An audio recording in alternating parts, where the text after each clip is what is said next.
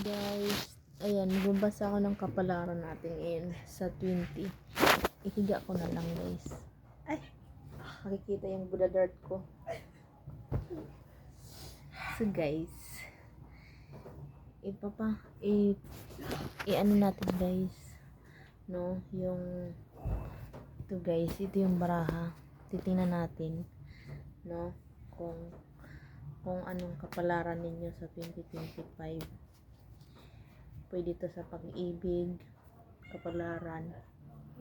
Kukuha tayo ng siyam na card. 1 2 3 ay 7 pala. 4 6 7. So guys, lalatag tayo, guys, no.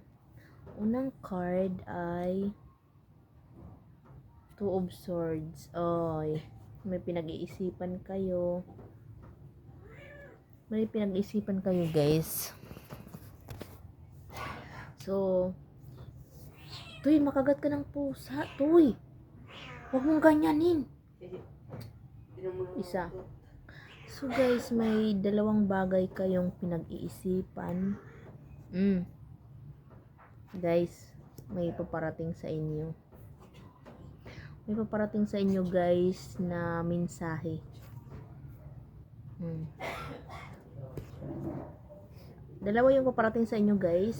Pag-ibig, tsaka pera. Sana all. Guys, hindi nyo pa to nakikita kasi paparating pa lang siya. Ayan, guys, paparating pa lang siya. Ayan, nakatalikod pa kayo, hindi nyo pa alam na doon pala siya sa likod. So, may paparating sa inyo, guys. Kunin nyo lang. Huwag mong daganan, Tuy.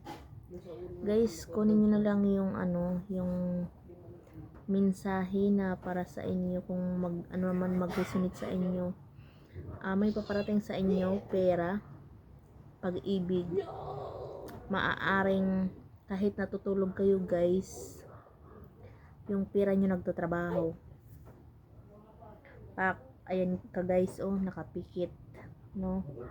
Kahit natutulog ka, yung pera mo nanganganak, no. Marami kang pinagpipilian dito, guys, kung ano yung bibilhin mo, kung lupa, bahay. May bagong pag-ibig na namumulaklak. Sana all makulay ang buhay nyo ngayong 2025, guys. So, maraming salamat po. Yan lang po yung nakukuha ko ngayon, energy ninyo.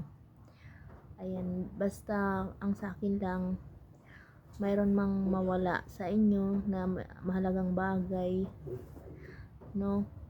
Parang mawala man yung isang trabaho, meron naman kayong pagkakakitaan sa ibang paraan. So, thank you, guys. Yan lang nakikita ko dito, guys. Thank you for watching. Bye bye.